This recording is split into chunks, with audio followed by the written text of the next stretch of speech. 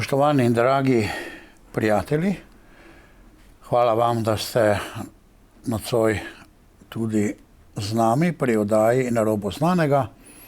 Pogovarjali se bomo o podpisu Svetovne zdravstvene organizacije oziroma o pristopu držav k Svetovni zdravstveni organizaciji z znanim obrazom slovenske iniciative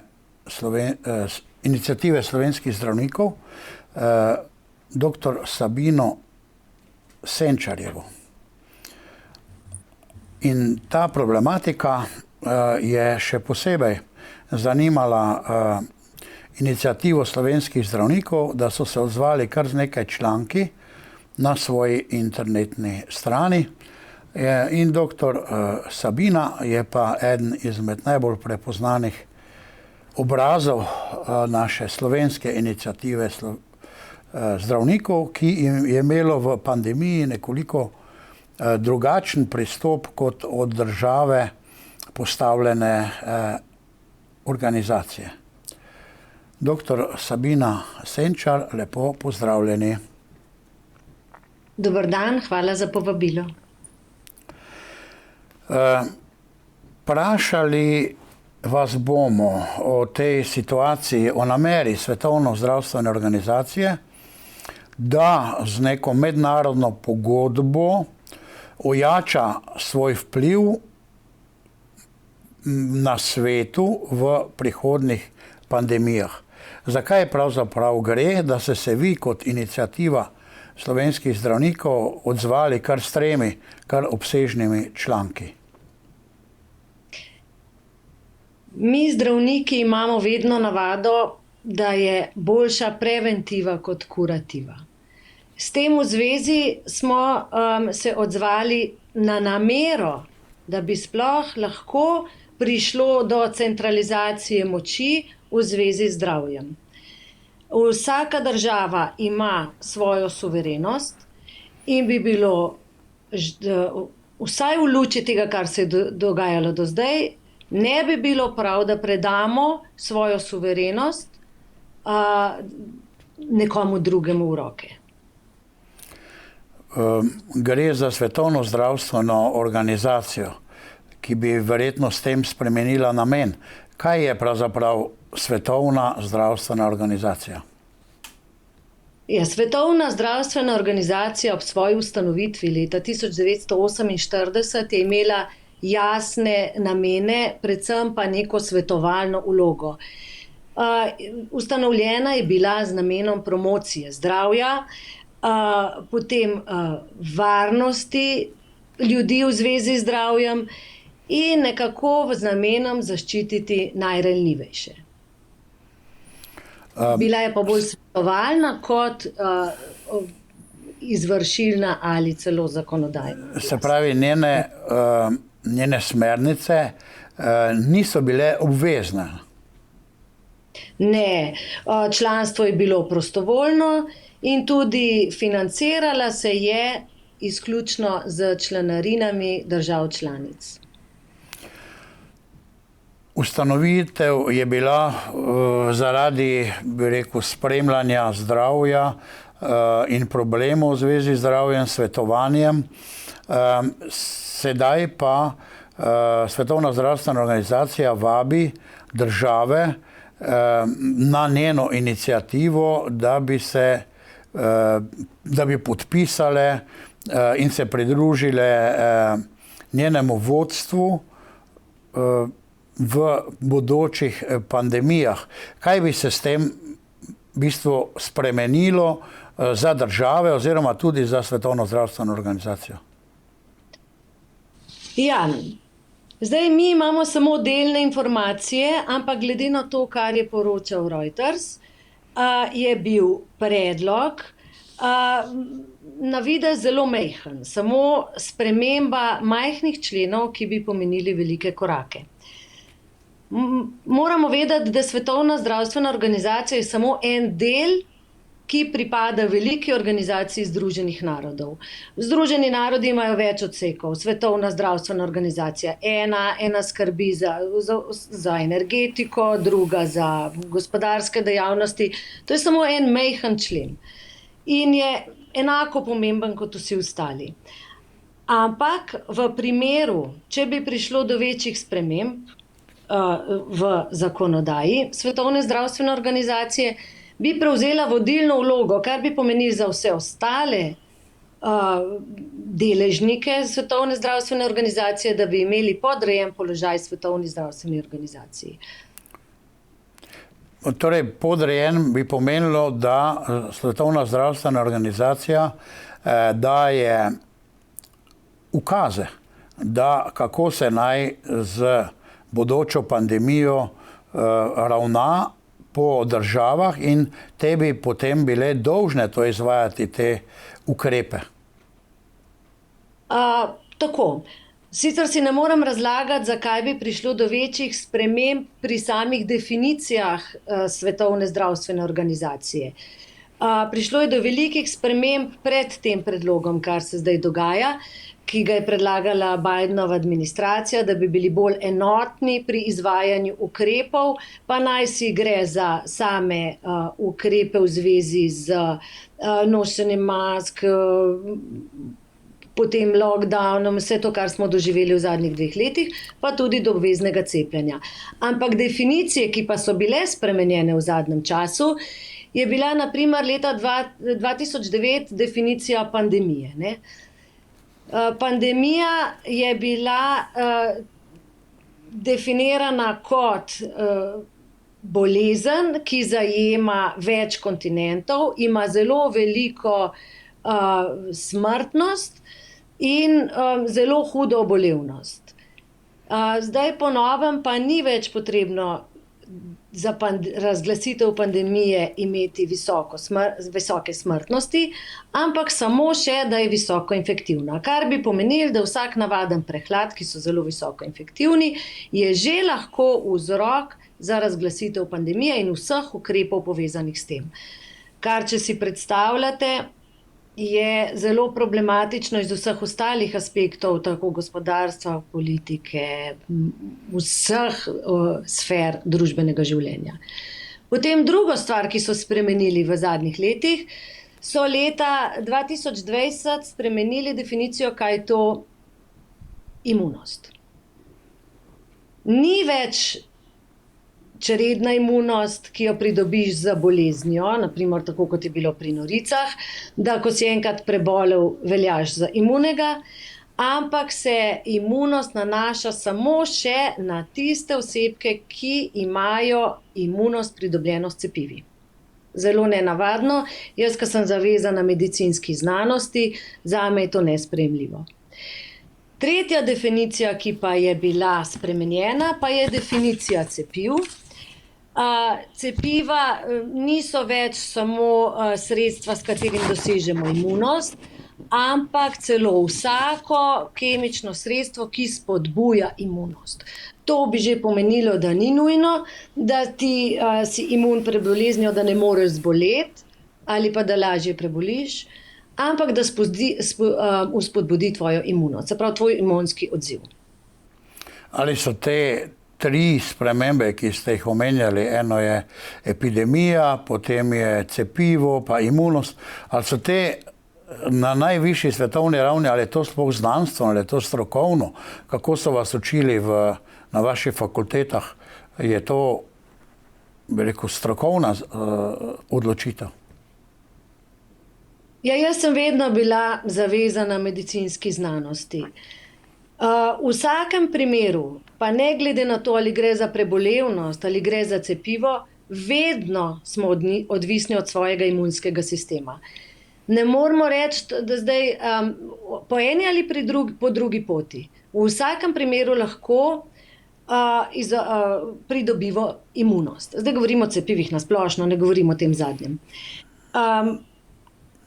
Nenavadno je bilo predvsem to, da ko smo govorili o cepivih, so si ljudje predstavljali, da bomo mi dobili neko zaščito že s tem, ko bomo cepljeni. Pa to ni res. Mi smo v vsakem primeru odvisni od svojega imunskega sistema, kako se bo odzval. In zdaj, včasih je veljalo, da nismo smeli cepiti aktivno bolnih, težje obolelih, kronično bolnih, ampak smo cepili zdrave, zato da smo zaščitili bolne. V mojem svetu, kjer je medicina in znanost nekaj pomenila, je to precej nenavadno, zato ker zdaj pa cepimo najtežje bolne. Morate vedeti, da tisti, ki imajo že težave z imunskim sistemom in se njihov imunski sistem že z nečem bori, ne vem, kakšno sposobnost ima, da mu še en agens vnesemo, da bo imunski sistem se boril z več četami, ne samo z enim. Mi smo otroke cepili zato, da smo zaščitili ali pa imunizirali, tudi pri noricah smo živimi sevi imunizirali, zato da smo zaščitili ranljive skupine. In ko je enkrat imunski sistem se soočil s to boleznjo, potem je bil verjetno za več let človek zaščiten. Zdaj pa smo videli, da ni prave zaščite, recimo ob tem covidu, ker so vsi, ki so bili 2-krat, 3-krat cepljeni, še zbolevali. To je ta spremenjena tudi definicija cepiva, ne? Se pravi, to novo cepivo gre že v to novo spremenjeno definicijo. Ja, ustvarjeni so bili pogoji, da lahko zdaj v bistvu vse gre v novo definicijo in vse ima neko opravičilo. Zdaj, zakaj smo mi tako slabo obveščeni? Mogoče je to pravi namen. A ne? Da ne bi bili obveščeni, ne? Da ne bi bili obveščeni. Namreč v prejšnjih poskusih teh pandemij, epidemij, naprimer pri ptičji gripi, pri prašičji gripi, so bili že enaki poskusi, da bi spremenili svetovno oblast preko Svetovne zdravstvene organizacije. Ampak takrat so ugotovili eno veliko pomanjkljivost, namreč niso dovolj dobro imeli pod oblastjo medijev. Tokrat so to napako popravili in mi smo v resnici izjemno slabo obveščeni. To ni nujno, da nismo obveščeni o dogajanju. Celo zdaj neki druge skupine, ki se organizirajo, v bistvu se zmanjšuje neka složnost, enovitost in enotnost, ampak je ves čas kot neko bojišče, kar se mi zdi izjemno slabo. Torej, kot vidimo, oziroma ste vi povedala, da je to dogajanje in ukrepi, ki prihajajo, in definicije, da niso povezane z, bi rekel, strokovnimi srečanji stroke, zdravnikov in da potem tam se tako odločijo, ampak da je to bolj prihaja iz ene smeri in je neke vrste samovoljno podprto, predvsej z mediji, da pa takrat za ptičjo in pa svinjsko gripo so potem več ali manj bili vsi, tudi mislim, da je Evropska skupnost mnenja, da je šlo za prevaro. Kajti države so kupile ta cepiva in potem ga niso mogli porabiti. Smrtnost ni bila tako velika, kot so napovedovali, in mislim, da je takrat celo Evropski parlament zavrnil to pandemijo takratno, ki je že bila po novih definicijah, kot neke vrste prevaro in je vse skupaj propadlo. Res je, vsaj propadlo, ampak morate pa vedeti, da dejansko pa kaznovan ni bil nihče. Ne? Čeprav je šlo za dokazano prevaro, šlo je za dokazano škodljivost cepiv, odgovarjal pa ni nihče, kot tudi ne bi v primeru z novimi COVID cepivi, ker so se proizvajalci pred tem tudi tokrat zaščitili. Ja, spomnim se gospe Jane Burgermeister iz tistega časa, ki je skupaj z FBI-jem in z tajnimi policijami tožila tudi Svetovno zdravstveno organizacijo in te glavne akterje. V bistvu je dosegla to, da kljub temu, da je FBI bil z njo, da so jo osebno uničili. Torej, ona je izginila kot novinarka, nekje životari. Tako ste rekli, nihče ni nič odgovarjal. Torej, sedaj pa imamo ponovno To je poskus. to kot Kill the Messenger, ne? Ubili so tistega, mislim, ne, zdaj dobesedno ubili, ampak to je znano v zgodovini. Tistega, ki obvešča, kaznujejo, ne dejansko te, ki so bili krivi za prevaro. Že videno. Torej, žal, vsi smo doživeli to ptičjo in svinjsko gripo kot nekakšen neuspeli poskus, ampak sedaj pa imamo za bodoče pandemije neko idejo podpisa prostovoljnega pristopa držav, da ne bi več države odločale o ukrepih, se pravi pandemijo tako na svetovnem nivoju razglasi Svetovna zdravstvena organizacija, ampak ukrepe imajo še vedno v oblasti posamezne države.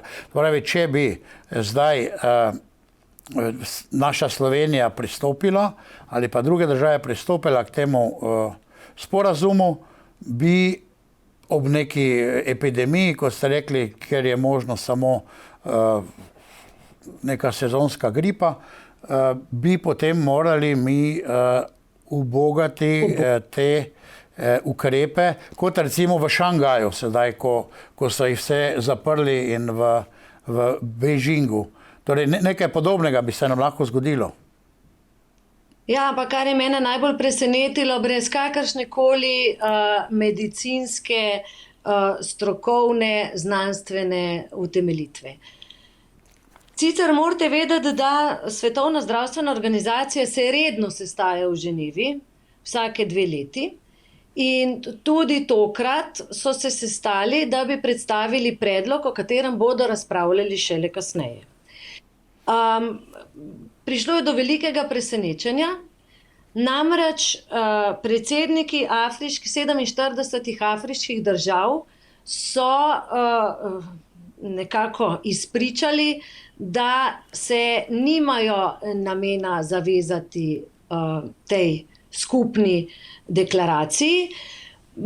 Med njimi tudi neke druge države, na primer velike države, Indija, Brazilija, Botswana, velike države, in to je nekako v nasprotju s tem, kar je bilo prikazano, da vse države se strinjamo s tem centralizmom, samo zato, ker so Združene države, Avstralija, Evropska unija bile nekako zelo naklonjene takemu načinu centralizacije, da se odloča in samo odloča samo iz centra Svetovne zdravstvene organizacije.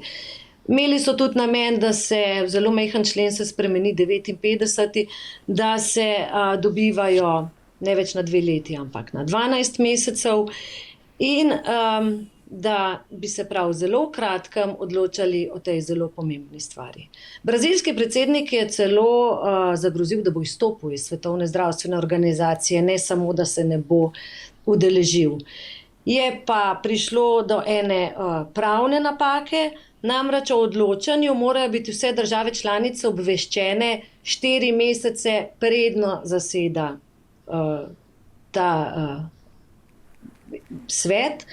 In to se ni zgodilo, ne? Tako da smo dobili malo manevrskega prostora, da še vedno lahko izrazimo mnenje, ali smo za tak način kohezije s Svetovno zdravstveno organizacijo ali ne. Upam, da jo bomo lahko in znali izrabiti. Kaj pa druge države, ki so zdaj nekako v sporu za to svetovno močjo, kot je recimo Sovjetska zveza, Kitajska, recimo Iran je zdaj na drugi strani tudi. Kako pa, to je bilo presenetljivo, kar ste povedali, 45, kaj to afriških držav skupaj, ali kaj so to, tako število, so to zavrnili. Kaj pa te države, te vele sile tudi, so tudi zavrnili? Tudi Rusija, enako, in Iran, ja, njih sem pozabila omeniti. Tudi oni so bili proti takemu načinu. Videli smo pri prejšnjem velike in močne države, ne, so bile proti. Tako da je to mogoče Svetovno zdravstveno organizacijo kar precej presenetilo. Ne. Ni bilo pričakovano. zanimivo je tudi to bilo, ne, da je sicer iz drugih vzrokov ali pa tudi podobnih želela izstopiti pod predsednikom Trumpom tudi Združene države Amerike, pa so potem nekako spremenili predsednika, vidimo pod zelo temi vprašljivimi volitvami. Ali je ob tem, bi rekel, neke vrste razočaranju udarcu, se Svetovna zdravstvena organizacija oziroma tisti, ki stojijo za njo, so sedaj spremenili kakšen načrt oziroma predvidevajo nekakšen drugačen naskok na svet, če tako imenujemo? Jaz sicer tega ne morem vedeti, lahko samo špekuliram, predstavljam pa si, da ko je enkrat vloženo tako veliko denarja v nek načrt, da se kar tako brez plana B ne bodo umaknili.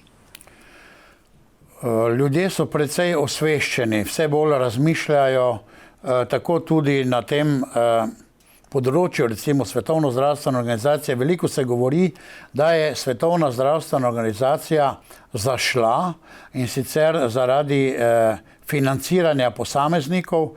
Mimogrede, Bill Gates je izdal knjigo, kako se soočiti s prihodnjimi pandemijami, in pravi, da bi bilo 3000 zdravnikov, vse skupaj je bilo preko Svetovne zdravstvene organizacije, in da bi potrebovali 100 milijard na leto. Torej, to gre enako z načrtom Svetovne zdravstvene organizacije. Ali je Svetovna organizacija sedaj zaradi financiranja padla v roke svetovnega kapitala?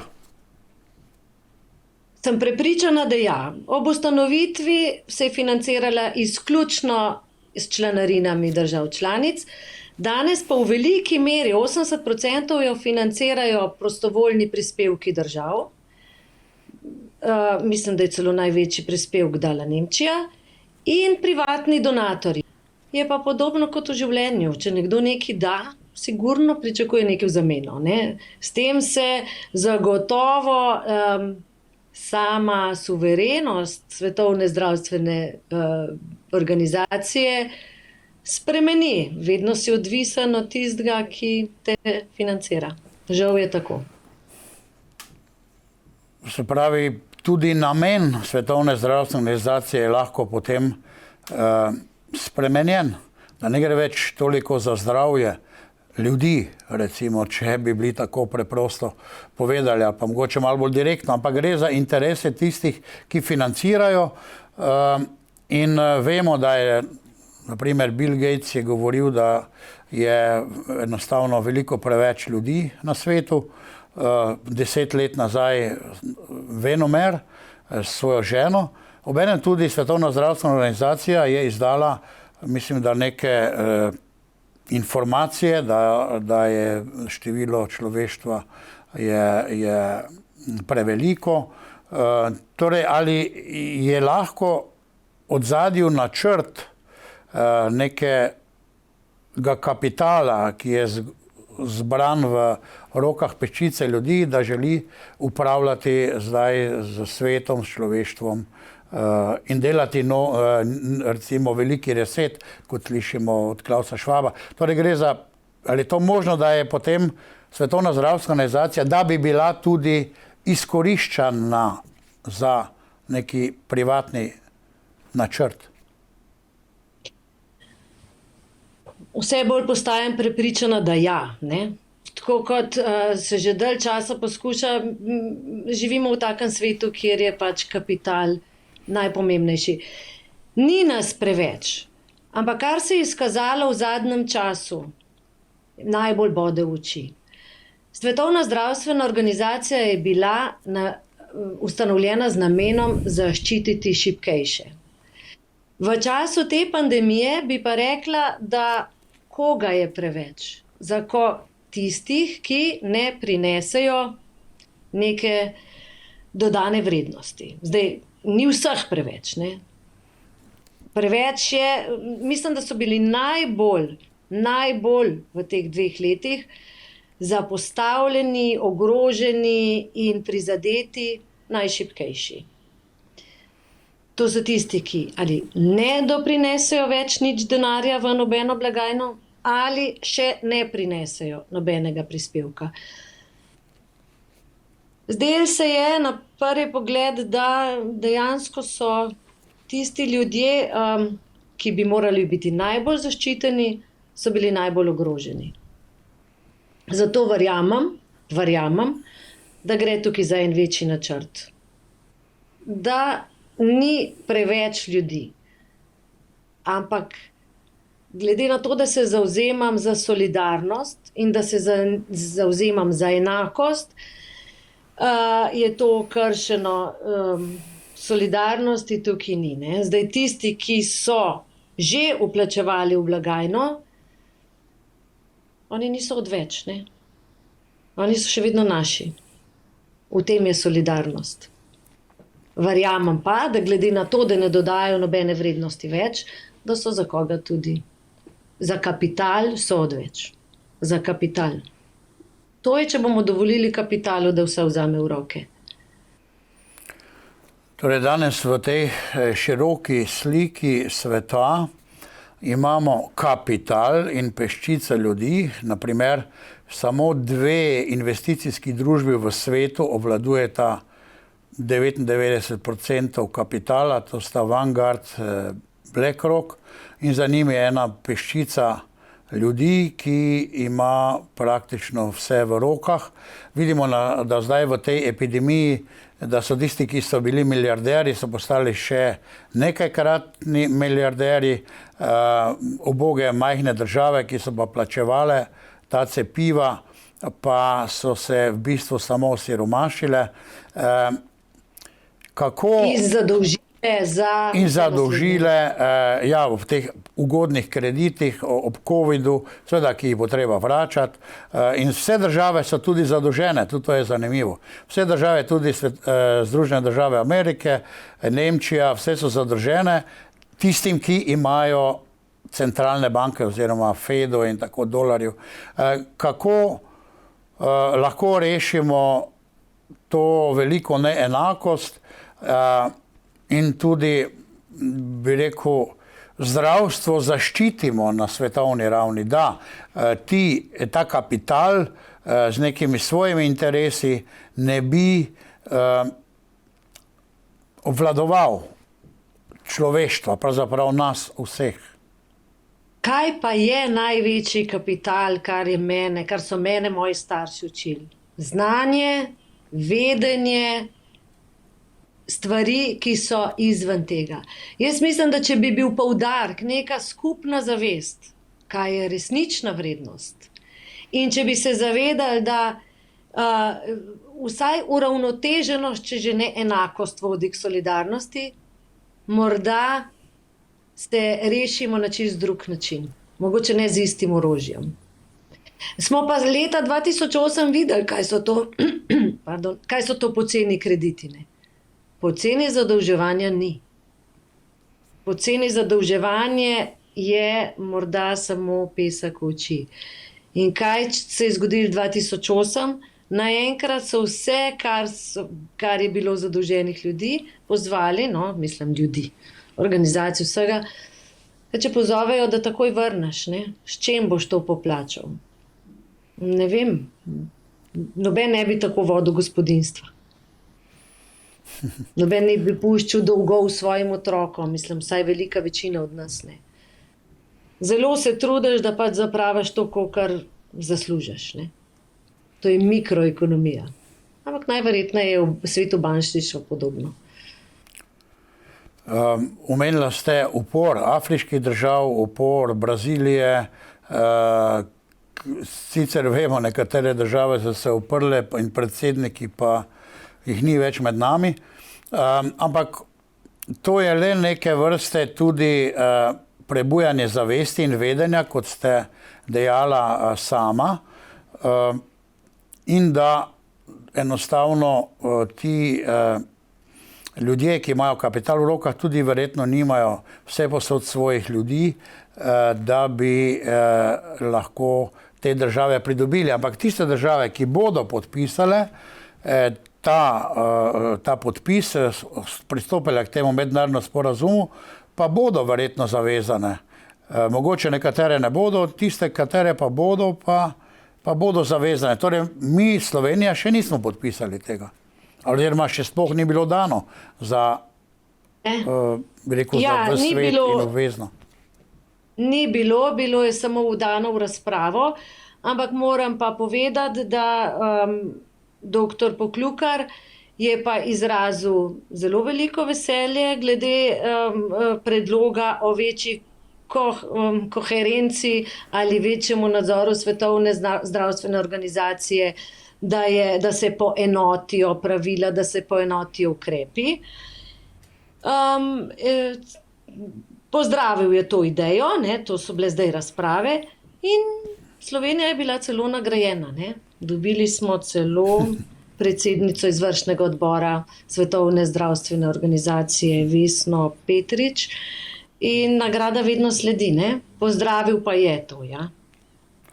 Se pravi, podpisali nismo, pozdravil je in gospa Vesna Petrič je pa kot Slovenka predsednica te dejavnosti Svetovne zdravstvene organizacije v smeri mednarodne pogodbe, ne? Če sem prav razumel. Ja, pravi, mi smo nekje na vrhu. Tako.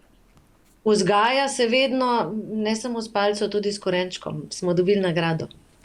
Imate pa prav, a veste, jaz glede tega, da so velike države izstopile, mislim, da so rekle, da ne bodo tega podpisale, da nimajo namena, nekaj pa sem začutila ob tem. Veliko upanje. In mogoče so majhni ljudje, nimajo dovolj moči, da bi spreminjali svetovni red. Ampak če se vsaj oglasijo, ostaja za veliko ljudi drugih upanje, da obstajajo še ljudje, ki mislijo drugače. In tukaj se mi zdi, da zelo veliko lahko naredimo mi, ki se oglašamo, tako kot lahko naredijo na svetovnem nivoju države, ki si to lahko dovolijo. Zelo ponosna bi bila, če bi bili mi eni od njih. Torej, ali menite, da bi ta mednarodni podpis oziroma pristop držav in potem ta predaja oblasti, ukrepov, pa tudi na nek način razlag, kaj je to pandemija, koga naj se cepi in tako naprej, ali bi to bil en prvi korak v uporabi Svetovne zdravstvene organizacije k cilju ene svetovne vlade? To je korak k ustvarjanju totalitarnega režima ene vlade. To je ta korak. Te poskusi v zgodovini niso ne prvi in najverjetneje tudi ne zadnji.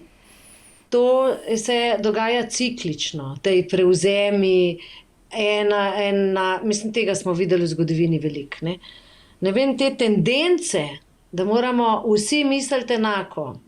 To pomeni, da smo vsi del enega organizma, ki misli enako, dela enako. Te poskusi so bili in najverjetneje vedno bodo. Ampak kar pa mene najbolj žalosti, pa je, da vedno je medicina pa ne kot znanstvena dejavnost, ampak medicina kot obrtniška dejavnost, vedno na strani sistema. Vedno do zdaj v zgodovini se je izkazala za zelo močno orodje na strani sistema. Mi v resnici nismo politične osebe. Mi smo, vedno bi morali biti na strani ljudi. Vedno. Ampak tako kot je rekla v enem intervjuju dr. Mateja Logar, da so se velikokrat odločali o ukrepih po navodilih politike. Oni kot kaj so bili strokovni odbor za COVID-19, so se odločili ne po svojih strokovnih prepričanjih, ampak po navodilih. To je v enem intervjuju odkrito priznala. Ko so jo vprašali, zakaj se je odločila tako, pa ne drugače. Ker morate vedeti, da so bili kakšni ukrepi tako zelo, zelo absurdni, da sem jaz najprej mislila, pa sej mogoče bojo ljudje se začudili, ampak ni res. Bolj kot so ukrepi absurdni, bolj se ljudje umikajo od tega, da bi razumeli, ker je pač ene stvari nemogoče razumeti. Naprimer, zdajle sem se spomnila kakšnih takih, mi je rekla danes pacientka, če je hotela obiskati v bolnici svojca, ki je na oddelku bil okužen, je morala nujno prinesti s sabo potrdilo, da nima covida.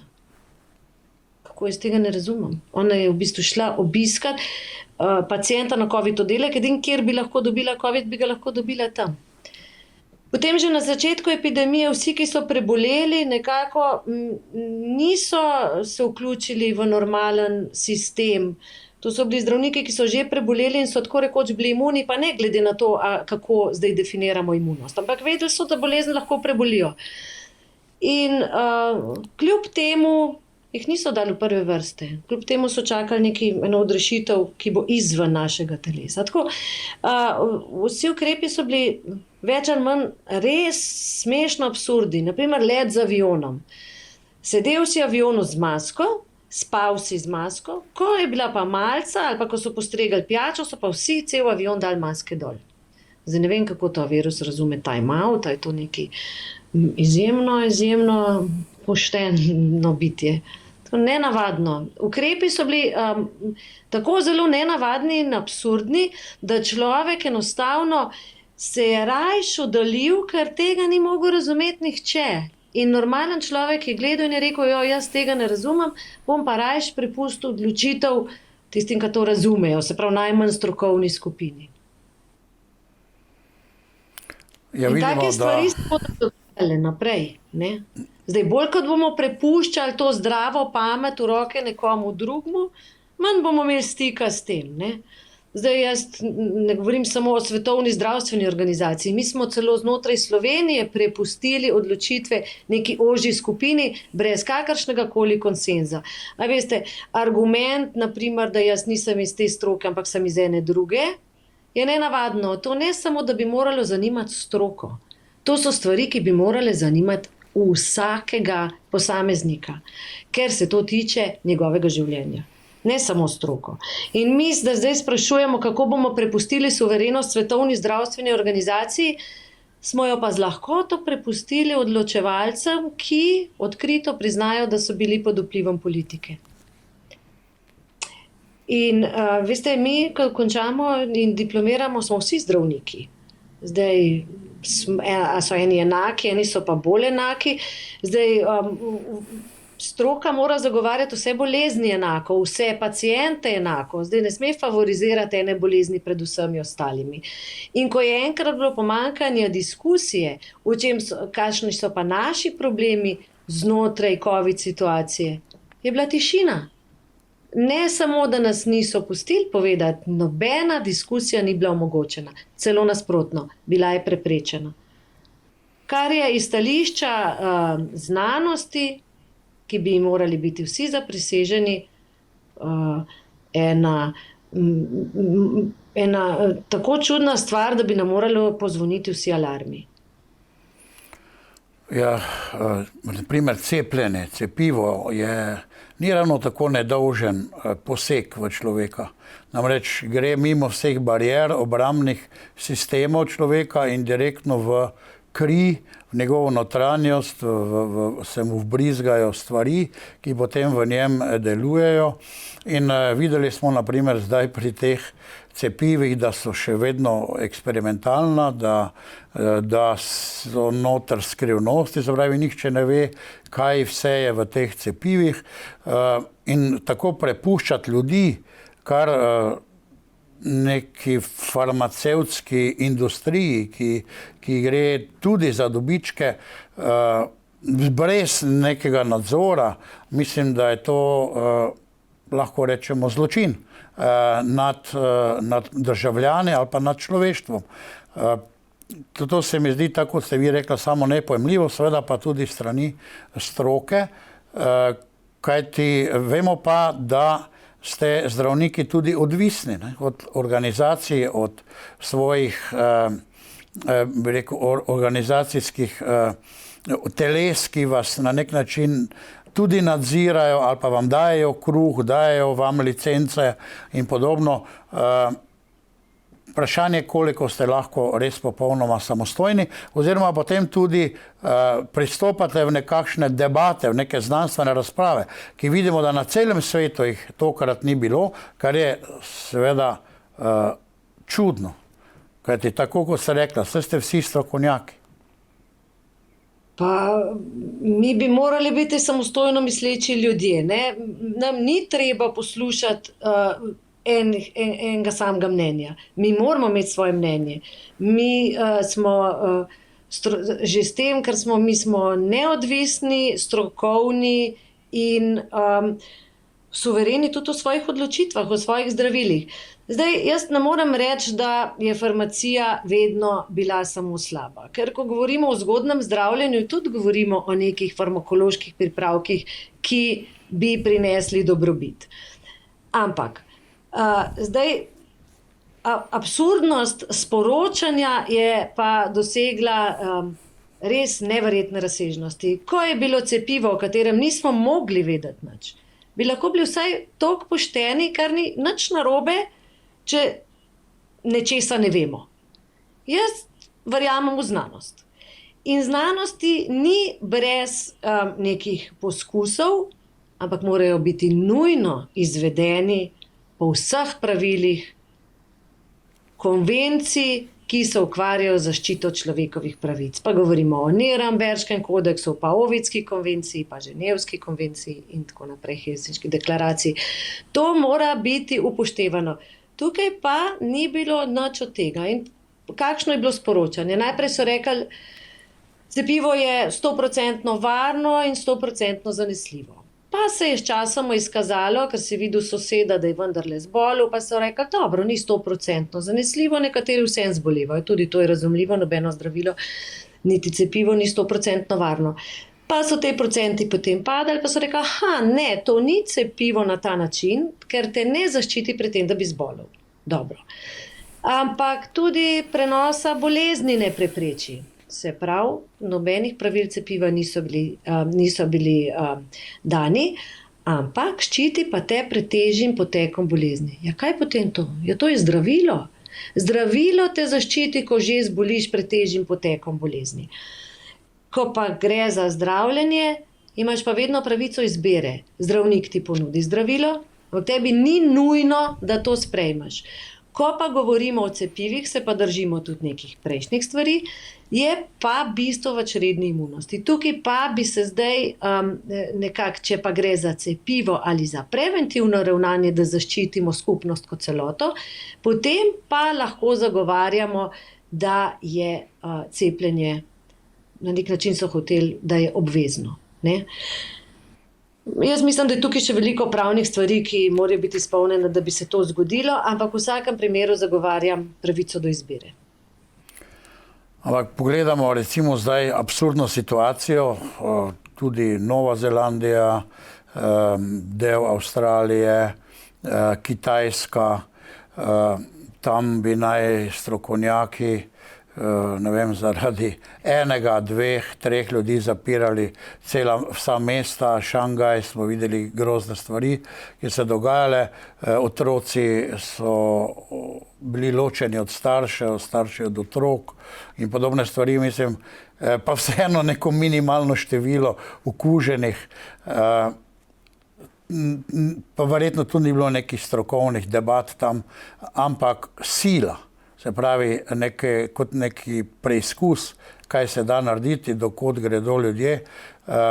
To je pravzaprav strašljivo. Če neka sila, prisila, oblast nad nekom, mogoče tudi nad zdravniki, vlada in daje neke ukrepe. Se pravi, to, kakšen svet drvimo. Ja, kot trdim, to niso medicinske odločitve, to so dejansko politične. V kakšen svet drvimo, če se ne bomo duhovno osvestili, mogoče drvimo v napačno smer. Vse to, kar je bilo ukrepov, so bili res politični ukrepi. Če pogledamo, ni treba nam gledati daleč, ne rabimo pogledati Kitajske. V Sloveniji je bilo tudi zelo izredno, te valovi so bili izredno volatilni. Najprej smo zapirali na 3 okužene, pa 1 smrt, potem zdaj le poletje iz vseh občil sploh izginilo, mi niti ne vemo, koliko je okuženih, ne vemo niti, koliko je umrlih vsak dan v bolnicah, pa zelo smo odvisni od nekih informacij in mogoče sploh, če ste pozorno spremljani, ni bilo odvisno, kdaj zapiramo. Rekli so, da takrat, ko se pač število okuženih zvečuje, zdaj, a zaupamo, da se zdaj ne zvečuje, ali kako, kar naenkrat je v bistvu iz vseh medijev izginilo poročanje o tem, koliko imamo primerov, koliko imamo okužb, koliko imamo smrtnih žrtev, koliko so bolnice polne. To je enako pravica do obveščenosti. Ni sorazmerno s tem, koliko je bolnih, ne? Nikakor ne. In nobenih primerjav ni bilo pokazanih, kako zdaj nekdo, koliko je tistih, ki so bili cepljeni, koliko so... Pa so umrli. Ja, nekako netransparentno. Ves čas je obveščanje izjemno netransparentno. Izjemno, tudi nobena, prepričana je vsaka diskusija, prepričano je v bistvu nekaj, kar zbuja zaupanje. Ne? Meni transparentno zbuja zaupanje, tako kot otroka je strah teme, ker ne ve, kaj se odzadaj skriva. Če pa stvar osvetlimo, pa to še ne pomeni, da ne bojo nekateri ljudje se z veseljem šli cepati ali pa z veseljem vzeli zdravila. Ampak pravico ima do popolne obveščenosti in pravico do izbire. Ko je popolnoma obveščen, se pa odrasel človek lahko odloča sam. Za otroke pa ne. Za otroke pa velja drugače. Otroke bi bili dolžni zaščititi kot skupnost in enako nosečnice. O nosečnicah je za mene tudi izjemno presenetljivo. Izjemno presenetljivo, kako in na kakšen način se že po zdravi pameti je jasno, da mi ne moremo vedeti. To ne pomeni, da jaz trdim eno ali drugo. Jaz samo trdim, da ne moremo vedeti. Ne moremo vedeti iz primera 44 podgan, ki so sodelovali v poskusu pri Pfizeru, kar je bilo zdaj vse objavljeno. Ne moremo vedeti iz parih naključnih 175 nosečnicah, od katerih smo izgubili podatke vseh razen o 38. To so številke, ki so premajhne. Vse ostalo pa netransparentno, ne vem. Jaz samo trdim, da dolgoročne posledice, teratogenost, genotoksičnost se lahko izkaže na dolgi rok, nikakor ne v parih mesecih. No, ker ste omenili te probleme, vem, da so se v medijih pojavili informacije, ki pa so dokaj hitro izginile. Ampak tudi v Sloveniji, torej da je število mrtvorojenih izredno poraslo, v svetu, pa tudi v Sloveniji je bilo, in da zdaj znanstveniki odkrivajo, zakaj bi naj bilo, torej se sprašujejo. To je samo en aspekt, ki se je pojavil v medijih, pa je izginil. In potem drugo... Ja, prosim. Ne vemo, ampak tukaj bi še na nekaj opozorila. Ljudje se rojevamo in na koncu umiramo. Navadno umiramo zaradi bolezni. No, lahko umremo tudi zaradi poškodb, nesreč in tako naprej, ampak v veliki meri umiramo zaradi bolezni. Če imamo zdravniki srečo, znanje, strokovnost in zdravila na razpolago, in če smo pri tem uspešni, lahko koga ozdravimo ali smrt odložimo. Nikoli, ampak res nikoli, pa ne smemo mi zdravniki povzročiti smrt niti ene zdrave osebe. Niti ene. In tukaj so pa življenja brezštevna. To pomeni, da mi ne moremo nikoli, zdravnik ne sme reči, dobro, res smo povzročili smrt 2, zato da smo zaščitili tisoče. Ker govorimo o 2 različnih entitetah. Nekdo umre zaradi bolezni, 2 sta pomrla zaradi zdravniške intervencije. To se ne da primerjati. To se res ne da primerjati. Mi pač ne smemo niti enemu povzročiti smrti. Niti enemu. nekako dogajanje. Prej ste omenili, da smo v zgodovini videli, da nekateri so se poskušali povzpeti na oblast skozi zgodovino. In vse je bilo dogajanje na nek način na ravni držav. Sedaj v zadnjem času ali pa v zadnjih stoletjih pa se vse skupaj prelaga na svetovno raven, na globalno problematiko. Se pravi, so fantje, če bi rekel tako preprosto, ki imajo, ki tudi nič drugega nimajo za delati, se pravi, ki imajo globalni problem, neke svoje globalne načrte hočejo reševati in razmišljajo o svetu kot o neki celoti, dosega neke svoje cilje. In vidimo Svetovni ekonomski forum gospoda Klausa Schwaba, njegovega svetovalca Hararija, ki govori o prihodnosti sveta, in pa bi rekel, vse skupaj je na nekem višjem nivoju, ki se ga mi mali ljudje niti ne znamo predstavljati. Nekateri predstavniki Evropske skupnosti so govorili, da se več ne predstavljajo Evrope, držav posameznih, se pravi, da bomo zginili kot neke države, nacionalnosti in tako naprej. In še eno stvar sem v zadnjem tednu videl, da so se skupina Bilderberg se je zbrala, kjer to so sam vrh, bi rekel, moči svetovne, in vedno so ti njihovi sestanki tajni. Pravi, zdaj nekje pred jesenjo so prišli ti odločilni, ta moč sveta je prišla skupaj na sestanek, da vidijo, kaj se na svetu torej dogaja. Rad bi pa vas to vprašal, torej rekli ste znanje, solidarnost, razmišljanje v svojo glavo in tudi na nek način nestrinjanje, če vidimo, da je resnica, strokovnost na drugi strani, to nas lahko privede v rešitev, oziroma tu je pot rešitve, če sem vas prav razumel. Torej, kaj predlagate za nas, za svet, za preproste ljudi, kaj naj storimo? Ja, jaz mislim, da če že, tako kot sem prej povedala, če že ne, da se zavzemam za enakost, se vsaj za uravnoteženost. Jaz bi rekla, da predvsem in solidarnost. Predvsem se moramo pogovarjati. Mi moramo dovoliti drugačno mnenje. Ampak to ne samo na globalnem nivoju, tudi znotraj naših majhnih skupnosti.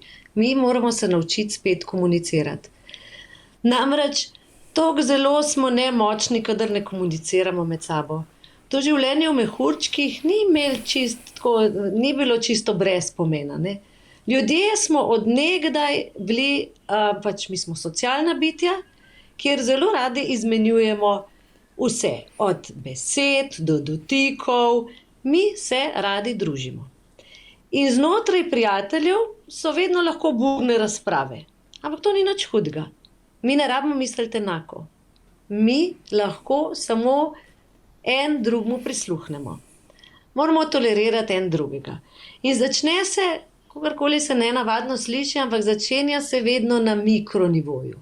Če bomo smatrali sočloveka za enakega, pa ne povsem enakega, enakopravnega, bomo zagotovo bolj pravični.